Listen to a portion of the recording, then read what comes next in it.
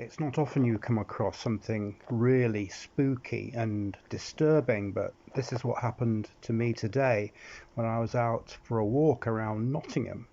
This tree appeared to be covered in webbing, and the webbing was not only covering the tree, it was also spreading into the area around the tree into other shrubs and trees. And the cocoon is in fact the home of a caterpillar, the caterpillar of the ermine moth, and there are a variety of these mosses around. And apparently they don't do any harm to the tree, but I find that very hard to believe because there were no leaves on this tree at all that I could see. The whole tree had been covered like a cocoon, and here I'm trying to get the cocoon off the tree, and I've been able to find a piece that I can peel, and it peels off just like, I don't know what it's like. I don't know how these caterpillars make this stuff or how they cover the whole tree with it.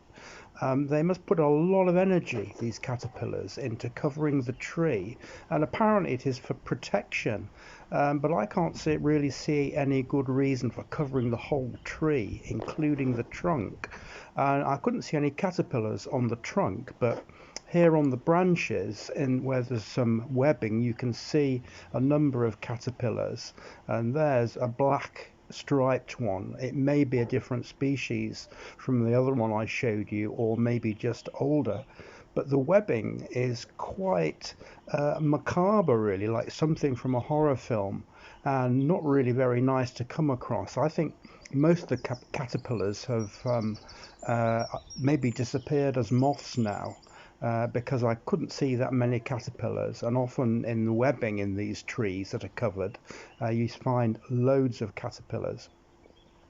Here's another plant close to where the tree is that's covered also with this webbing, and there are more caterpillars in this one. And again, you can see the yellow one with the black spots on it, which is fairly typical of an ermine moth, and there are several species of ermine moths, all of which cause this kind of webbing wherever they happen to go.